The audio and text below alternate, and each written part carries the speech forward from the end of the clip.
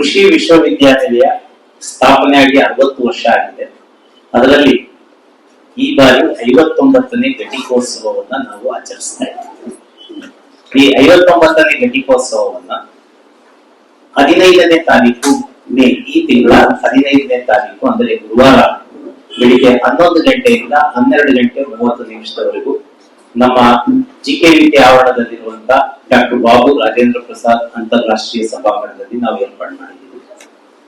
ಈ ಘಟಿಕೋತ್ಸವದ ಅಧ್ಯಕ್ಷತೆಯನ್ನು ವಹಿಸಿ ಘಟಿಕೋತ್ಸವವನ್ನು ನೆರವೇರಿಸಿಕೊಳ್ಳಲಿಕ್ಕೆ ನಮ್ಮ ಕರ್ನಾಟಕ ಸರ್ಕಾರದ ಗಣಿತವೇತ್ತ ರಾಜ್ಯಪಾಲರು ಭಾಗವಹಿಸ್ತಾ ಇದ್ದಾರೆ. ಹಾಗಾದ್ರ ಜೊತೆಗೆ ನಮ್ಮ ಪ್ರೋ ಚಾನ್ಸಲರ್ ಆದಂತ ಸನ್ಮಾನ್ಯ ಕರ್ನಾಟಕ ಸರ್ಕಾರದ ಕೃಷಿ ಸಚಿವರಾದಂತಹ ಶ್ರೀ ಎನ್ ಚಲುವರಾಯ ಸ್ವಾಮಿ ಅವರು ಭಾಗವಹಿಸ್ತಾ ಇದ್ದಾರೆ.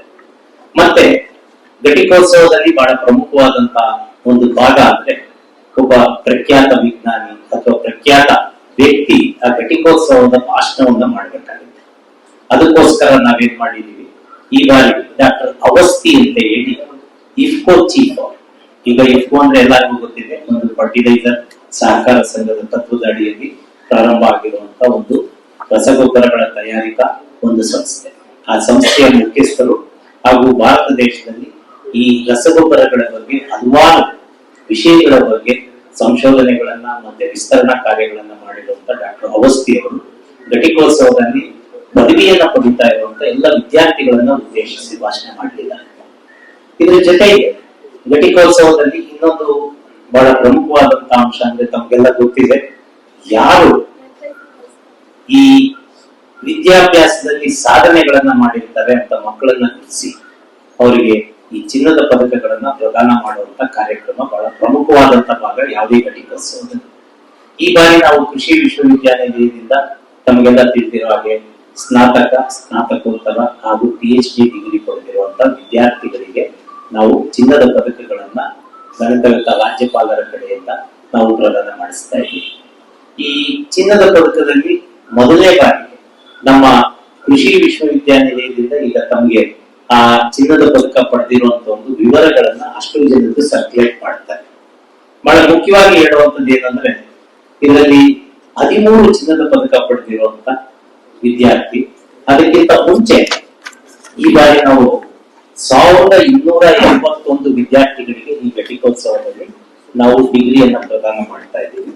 ಅದರಲ್ಲಿ 871 ಸ್ನಾತಕ ಪದವಿ ವಿದ್ಯಾರ್ಥಿಗಳು ಅಂದ್ರೆ ಅಂಡರ್ ಗ್ರಾಜುಯೇಟ್ ವಿದ್ಯಾರ್ಥಿಗಳು, ಮತ್ತೆ 311 ಸ್ನಾತಕೋತ್ತರ ವಿದ್ಯಾರ್ಥಿಗಳು, ಮತ್ತೆ 89 ಡಾಕ್ಟರೇಟ್ ಪದವಿಯನ್ನ ಪಡೆದಿರುವಂತಹ ವಿದ್ಯಾರ್ಥಿಗಳಿಗೆ ನಾವು ಘಟಿಕೋತ್ಸವದಲ್ಲಿ ಪ್ರಶಸ್ತಿಗಳನ್ನ, ಚಿನ್ನದ ಪದಕಗಳನ್ನ ಮತ್ತೆ ಅವರ ಪದವಿ ಪತ್ರಗಳನ್ನ ಪ್ರದಾನ ಮಾಡ್ತಾ ಇದ್ದೀವಿ.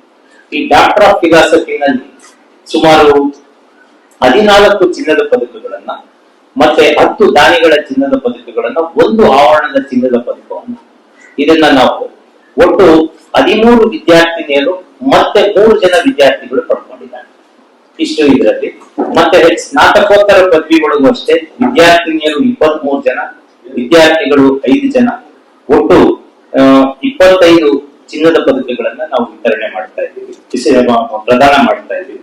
ಮತ್ತೆ ಸ್ನಾತಕ ಪದವಿಯಲ್ಲಿ ಒಟ್ಟು 58 ಚಿನ್ನದ ಪದಕಗಳನ್ನ 13 ಜನ ವಿದ್ಯಾರ್ಥಿನಿಯರು ಹಾಗೂ 6 ಜನ ವಿದ್ಯಾರ್ಥಿಗಳು ಈ ಪದವಿಯನ್ನ ಮತ್ತೆ ಚಿನ್ನದ ಪದಕಗಳನ್ನ ಪಡೀತಾ ಇದ್ದಾರೆ. ಅಂದ್ರೆ ಪ್ರತಿ ಬಾರಿಯಂತೆ ತಾವು ಕಳೆದ ಬಾರಿ ಕೇಳಿದಂತ ಪ್ರಶ್ನೆ ಇತ್ತು, ಇದರಲ್ಲಿ ವಿದ್ಯಾರ್ಥಿನಿಯರೇ ಈ ಚಿನ್ನದ ಪದಕಗಳನ್ನ ಪಡೆಯೋದ್ರಲ್ಲಿ ಮೇಲುಗೈ ಸಾಧಿಸ್ತಾ ಇದ್ದಾರೆ ಅಂತ.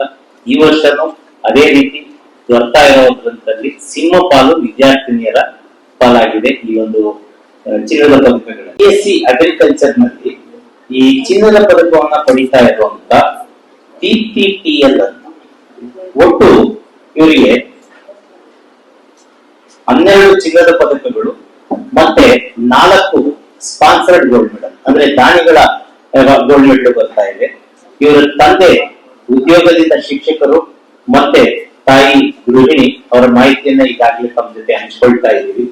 ಮತ್ತೆ ಕೃಷಿ ಮಹಾವಿದ್ಯಾಲಯ ಮಂಡ್ಯದಿಂದ ಒಟ್ಟು 9 ಚಿನ್ನದ ಪದಕಗಳನ್ನ ಪಡಿತಾ ಇರುವಂತ ವಿದ್ಯಾರ್ಥಿನಿ ಸ್ಫೂರ್ತಿ ಆರ್ ಅಂತ.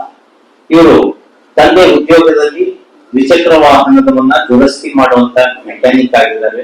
ತಾಯಿ ಗೃಹಿಣಿ, ಆದಾಗ್ಯೂ ಸಹ ತಮ್ಮ ಸತತವಾದಂತ ಪರಿಶ್ರಮದಿಂದ ಈ ಚಿನ್ನದ ಪದಕಗಳನ್ನ BSc ಕೃಷಿಯಲ್ಲಿ ಪಡಿತಾ ಇದ್ದಾರೆ. ಮತ್ತೆ ಈಗ ನಿಮಗೆ ಗೊತ್ತಿದೆ, ಕೃಷಿ ವ್ಯವಹಾರ ನಿರ್ವಹಣೆ ಅಗ್ರಿ ಬಿಸಿನೆಸ್ ಮ್ಯಾನೇಜ್ಮೆಂಟ್ ಅಂತ ಒಂದು ಡಿಗ್ರಿ ನಮ್ಮಲ್ಲಿದೆ ಕೃಷಿ ವಿಶ್ವವಿದ್ಯಾನಿಲಯದಲ್ಲಿ. ಅದರಲ್ಲಿ ಪಡಿತಾ ಇರುವಂತಹ ಐಶ್ವರ್ಯ ಗಣಪತಿ ಗೌಡ ಅವರು ಅತಿ ಹೆಚ್ಚಿನ ಅಂಕಗಳನ್ನ ಪಡೆದು ಅವರು ಈ ಚಿನ್ನದ ಪದಕವನ್ನ ಈ ಬಾರಿ ಪಡಿತಾ ಇದ್ದಾರೆ. ಮತ್ತೆ ಬಿಟೆಕ್ ಕೃಷಿ ಇಂಜಿನಿಯರಿಂಗ್, ಅಗ್ರಿಕಲ್ಚರಲ್ ಇಂಜಿನಿಯರಿಂಗ್ ಒಂದು ಕೋರ್ಸ್ ಇದೆ ನಮ್ಮಲ್ಲಿ. ಅದರಲ್ಲಿ ಈ ಬಾರಿ ಸಾಯಂಕಲ್ ಮೈತಿ ಅಂತ ಹೇಳಿ ಇವರು ಚಿನ್ನದ ಪದಕವನ್ನ ಪಡಿತಾ ಇದ್ದಾರೆ. ಮತ್ತೆ ಬಿಟೆಕ್ ಜೈವಿಕ ತಂತ್ರಜ್ಞಾನ, ಬಯೋಟೆಕ್ನಾಲಜಿ, ಇದು ನಮ್ಮ ಕೃಷಿ ವಿಶ್ವವಿದ್ಯಾನಿಲಯದ ವ್ಯಾಪ್ತಿಯಲ್ಲಿ ಬರುವಂತಹ ಹಾಸನದ ಕೃಷಿ ಕಾಲೇಜಿನಲ್ಲಿ ಈ ಡಿಗ್ರಿಯನ್ನ ನಾವು ಮಾಡ್ತಾ ಇದ್ದೀವಿ. ಅದರಲ್ಲಿ ರಮ್ಯಶ್ರೀ ಅನ್ನುವಂತ ಒಂದು ಹುಡುಗಿಗೆ ಈ ಚಿನ್ನದ ಪದಕಗಳು ಬರ್ತಾ ಇದೆ. ಮತ್ತೆ ಬಿಟೆಕ್ ಆಹಾರ ತಂತ್ರಜ್ಞಾನ, ಫುಡ್ ಟೆಕ್ನಾಲಜಿನಲ್ಲಿ ಇದನ್ನ ಸೋನು ಅನ್ನುವಂತ ವಿದ್ಯಾರ್ಥಿನಿಗೆ ಚಿನ್ನದ ಪದಕ ಸಿಗ್ತಾ ಇದೆ. ಮತ್ತೆ ಚಿಂತಾಮಣಿ ಕಾಲೇಜಿನಲ್ಲಿರುವಂತ ರೇಷ್ಮೆ ಮಹಾವಿದ್ಯಾಲಯದಲ್ಲಿ ಓದ್ತಾ ಇರುವಂತ ಓ ಗಣೇಶ್ ಅನ್ನುವಂತ ವಿದ್ಯಾರ್ಥಿಗೆ ಈ ಬಾರಿ BSc ಸಿರಿಕಲ್ಚರ್ ನಲ್ಲಿ ಚಿನ್ನದ ಪದಕವನ್ನು ಪಡಿತಾ ಇದ್ದಾರೆ. ಸೊ ಹಾಗಾಗಿ ಮತ್ತೆ BSc ಆನರ್ಸ್ ಕೃಷಿನಲ್ಲಿ ಯಕ್ಷಿತ್ DS ಅಂತ ಹೇಳಿ ಚಾಮರಾಜನಗರ ಕಾಲೇಜಲ್ಲಿ, ನಮ್ದು ಒಂದು ಚಾಮರಾಜನಗರದಲ್ಲೂ ಕೃಷಿ ಕಾಲೇಜ್ ಇದೆ, ಅದರಲ್ಲಿ ಇದನ್ನ ಇವರು ಚಿನ್ನದ ಪದಕವನ್ನ ಪಡಿತಾ ಇದ್ದಾರೆ. ಇವರು ತಂದೆ ಇಲ್ಲಿ ನಮ್ಮಲ್ಲಿರುವಂತಹ RBI ನಲ್ಲಿ, ಮೈಸೂರಿನಲ್ಲಿರುವಂತಹ RBI ನಲ್ಲಿ ಸೆಕ್ಯೂರಿಟಿ ಗಾರ್ಡ್ ಆಗಿ ಕೆಲಸ ಮಾಡ್ತಾ ಇದ್ದಾರೆ. ಮತ್ತೆ ತಾಯಿ ಗೃಹಿಣಿ. ಇಂತ ಒಂದು ಕಷ್ಟದ ಪರಿಸ್ಥಿತಿಯನ್ನು ಓದಿ ಚಿನ್ನದ ಪದಕವನ್ನ ಪಡಿತಾ ಇರುವಂತ ವಿದ್ಯಾರ್ಥಿ ಯಕ್ಷಿತ್ DS ಅಂತ. ಸೊ ಇದು ಚಿನ್ನದ ಪದಕಗಳನ್ನ ಪ್ರದಾನ ಮಾಡ್ತಾ ಇರುವಂತದ್ರ ಬಗ್ಗೆ. ಮತ್ತೆ ಈ ಬಾರಿ ವಿಶೇಷತೆ ಏನಿದೆ ಅಂದ್ರೆ 2 ಆನರರಿ ಡಾಕ್ಟರೇಟ್ ಗಳನ್ನ ಕೊಡ್ತಾ ಇದ್ದೀವಿ ಈ ಘಟಿಕೋತ್ಸವದಲ್ಲಿ. ಇದರಲ್ಲಿ ಚಿನ್ನದ ಆನರರಿ ಡಾಕ್ಟರೇಟ್ ನ ಗೌರವ ಡಾಕ್ಟರೇಟ್ ಅನ್ನ ಪಡಿತಾ ಇರುವಂತವ್ರು ಶ್ರೀ ಬಾಲಸುಬ್ರಹ್ಮಣ್ಯನ್ ಅಂತ ಹೇಳಿ. ಇವರು ಕರ್ನಾಟಕ ಸರ್ಕಾರದಲ್ಲಿ ಹಿರಿಯ IAS ಅಧಿಕಾರಿ ಆಗಿದ್ರು, ನಂತರ ನಿವೃತ್ತಿ ಆಗಿದಾರೀಗ. ಬಟ್ ಇವರು ಈ ಕೃಷಿ ಕ್ಷೇತ್ರಕ್ಕೆ ಸಲ್ಲಿಸಿರುವಂತ ಕಾಣಿಕೆ ಅಂದ್ರೆ ಅವರು ತಮ್ಮ ಹಲವಾರು ಹುದ್ದೆಗಳಲ್ಲಿ ಅಲಂಕರಿಸಿದ್ರು ಸಹ ಇವತ್ತು ಕರ್ನಾಟಕದಲ್ಲಿ ಏನಾದರೂ ರೇಷ್ಮೆ ಕೃಷಿಗೆ ಪ್ರಾಧಾನ್ಯತೆ ಬಂದಿದೆ ಅಂದ್ರೆ, ರೇಷ್ಮೆಯನ್ನ ಒಂದು ಏನು ಆದಾಯವನ್ನ ಗಳಿಸುವಂತ ಒಂದು ಕಸಬನ್ನಾಗಿ ನಾವು ಮಾಡ್ಕೊಂಡಿದೀವಿ ಅಂದ್ರೆ ಇವರ ಒಂದು ಪರಿಶ್ರಮ ಮತ್ತೆ ಇವರ ದೂರದೃಷ್ಟಿಯಿಂದ ಇವತ್ತು ಕರ್ನಾಟಕದಲ್ಲಿ ಈ ರೇಷ್ಮೆ ಕೃಷಿ ಅನ್ನೋದು ಒಂದು ಲಾಭದಾಯಕ ಉದ್ಯಮವಾಗಿದೆ. ಆಮೇಲೆ ರೈತರಿಗೆ ಅತಿ ಕಡಿಮೆ ಸಮಯದಲ್ಲಿ ಉತ್ತಮ ಆದಾಯ ಬರುವಂತ ಕಸಬಾಗಿದೆ. ಇವರು ಸಮಯದಲ್ಲಿ ಮಾರುಕಟ್ಟೆಗಳ ಜೋಡಣೆ ಮತ್ತೆ ಸೀಡ್ ಏರಿಯಾಗಳನ್ನ ಬೆಳೆಸಿದ್ದು, ನಂತರ ರೈತರಿಗೆ ಅದನ್ನ ಮಾರಾಟ ಮಾಡಿದ ತಕ್ಷಣ ಅವರ ದುಡ್ಡನ್ನ ಅವರಿಗೆ ಕಳಿಸ್ಕೊಡುವಂತ ರೀತಿಯಲ್ಲಿ ಇದರಲ್ಲಿ ಹಲವಾರು ಹೊಸ ಒಂದು ವಿನೂತನವಾದಂತ ಯೋಜನೆಗಳನ್ನ ತಂದು ಇವತ್ತು ರೇಷ್ಮೆ ಕೃಷಿ ಒಂದು ಲಾಭದಾಯಕ. ಮೊದಲ ಬಾರಿಗೆ ಇವ್ರ ಪೀರಿಯಡ್ ನಲ್ಲೇ ನಮ್ಮ ವರ್ಲ್ಡ್ ಬ್ಯಾಂಕ್ ಇಂದ ಅಸಿಸ್ಟೆನ್ಸ್ ತಗೊಂಡು ಸುಮಾರು 100 ಕೋಟಿಗಳಷ್ಟು ಅಸಿಸ್ಟೆನ್ಸ್ ಅನ್ನ ತಂದು ಕರ್ನಾಟಕದಲ್ಲಿ ಇವತ್ತು ರೇಷ್ಮೆ ಕೃಷಿ ಅಭಿವೃದ್ಧಿ ಹೊಂದಲಿಕ್ಕೆ ಸಹಾಯ ಮಾಡಿದ್ದಾರೆ. ಇಂಥ ಒಬ್ಬ ವ್ಯಕ್ತಿಗೆ ಕೃಷಿ ವಿಶ್ವವಿದ್ಯಾನಿಲಯ ಗೌರವ ಡಾಕ್ಟರೇಟ್ ಅನ್ನು ಪ್ರದಾನ ಮಾಡ್ತಾ ಇದೆ. ಅದ್ರ ಜೊತೆಗೆ ಇನ್ನೊಬ್ರು ಶ್ರೀ ಯೋಗೇಂದ್ರ ಕುಮಾರ್ ಅಂತ. ಶ್ರೀ ಯೋಗೇಂದ್ರ ಕುಮಾರ್ ಅವರು ಈಗ ಇಫ್ಕೋನಲ್ಲಿ ಕೆಲಸ ಮಾಡ್ತಾ ಇದ್ದಾರೆ. ಅವರು ನಿಮ್ಗೆಲ್ಲ ಈಗ ಗೊತ್ತಿದೆ, ಅತಿ ಕೃಷಿಯಲ್ಲಿ ಹೆಚ್ಚು ಪ್ರಚಲಿತವಾಗಿರುವಂತ ಈ ನ್ಯಾನೋ ಫರ್ಟಿಲೈಸರ್ಸ್ ಗಳ ಬಗ್ಗೆ ಚರ್ಚೆ ನಡೀತಾ ಇದೆ ನಮಗೆ. ಆ ನ್ಯಾನೋ ಫರ್ಟಿಲೈಸರ್ಸ್ ನ ಇಫ್ಕೋ ವತಿಯಿಂದ ಒಂದು ನ್ಯಾನೋ ಯೂರಿಯಾ, ಇನ್ನೊಂದು ನ್ಯಾನೋ DAP, ಇವೆರಡನ್ನು ಹೆಚ್ಚು ಜನಪ್ರಿಯಗೊಳಿಸಿ ಅದನ್ನ ಇವತ್ತಿನ ದಿನ ರೈತರ ಮಧ್ಯೆ ಮತ್ತೆ ಕೃಷಿ ಅಭಿವೃದ್ಧಿಗೆ ಪೂರಕವಾಗುವಂತಹ ಚಟುವಟಿಕೆಗಳಲ್ಲಿ ಇವರು ತೊಡಗಿಸಿಕೊಂಡು ದೇಶದ ಹಲವಾರು ಭಾಗಗಳಲ್ಲಿ ಈ ರೀತಿಯಾದಂತಹ ಕಾರ್ಯಕ್ರಮಗಳನ್ನ ಜಾರಿ ಮಾಡ್ತಾ ಇದ್ದಾರೆ.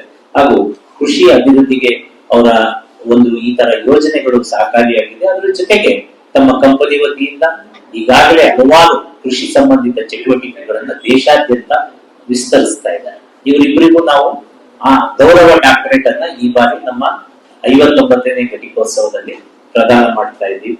ಮತ್ತು ಇದ್ರ ಜೊತೆಗೆ ಈಗಾಗಲೇ ಈ ಘಟಿಕೋತ್ಸವದ ಅಂಗವಾಗಿ ಮೊದಲನೇ ಬಾರಿಗೆ ನಾವೇನ್ ಮಾಡ್ತಾ ಇದ್ದೀವಿ ಅಂದ್ರೆ, ನಮ್ಮಲ್ಲಿ ಕೆಲಸ ಮಾಡ್ತಾ ಇರುವಂತ ಯಾರ್ಯಾರು ಕೃಷಿ ಕಾರ್ಮಿಕರಿದ್ದಾರೆ ಅವರೆಲ್ಲರಿಗೂ ಕೃಷಿ ವಿಶ್ವವಿದ್ಯಾನಿಲಯ ಮತ್ತು ಇಫ್ಕೋ ಸಂಸ್ಥೆ ವತಿಯಿಂದ ಜೊತೆಗೂಡಿ ಅವರುಗಳಿಗೆ ಈ ವಸ್ತ್ರಗಳನ್ನ ಕೊಡಬೇಕು ಅಂತ, ಸೀರೆ ಕೊಡಬೇಕು ಅವರಿಗೆ. ಮಹಿಳಾ ಕೂಲಿ ಕಾರ್ಮಿಕರು ಬಹಳಷ್ಟು ನಮ್ಮಲ್ಲಿ ಕೆಲಸಗಳನ್ನ ಮಾಡಿ ಇವತ್ತು ಕೃಷಿ ವಿಶ್ವವಿದ್ಯಾನಿಲಯದ ಅಭಿವೃದ್ಧಿಗೆ ಸಾಕಷ್ಟು ಕೊಡುಗೆಯನ್ನ ನೀಡಿದ್ದಾರೆ.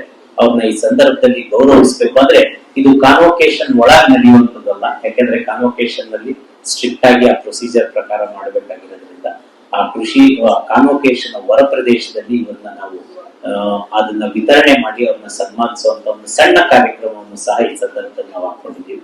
ಅಂದ್ರೆ ಕೃಷಿ ವಿಶ್ವವಿದ್ಯಾನಿಲಯ ಅವರುಗಳ ಒಂದು ಸಹಕಾರ ಮತ್ತೆ ಕೊಡುಗೆಯನ್ನ ಸ್ಮರಿಸುವಂತ ಒಂದು ಸಣ್ಣ ಪ್ರಯತ್ನ ಇದಷ್ಟೇ. ಇದನ್ನ ಈ ಒಂದು 59ನೇ ಘಟಿಕೋತ್ಸವದಲ್ಲಿ ನಾವು ಪ್ರಾರಂಭ ಮಾಡ್ತಾ ಇದ್ದೀವಿ. ಇಷ್ಟು ಈ ಘಟಿಕೋತ್ಸವದ ರೂಪುರೇಷೆಗಳು ಮತ್ತೆ ಭಾಗವಹಿಸುತ್ತಿರುವಂತಹ ವ್ಯಕ್ತಿಗಳ ಪರಿಚಯ. ಇದ್ರ ಬಗ್ಗೆ ಏನಾದರೂ ಚರ್ಚೆ ಅವಶ್ಯಕತೆ ಇದ್ರೆ ಅದನ್ನ ಬೇಕಾದ್ರೆ ಇದು ಮಾಡ್ಬೋದು.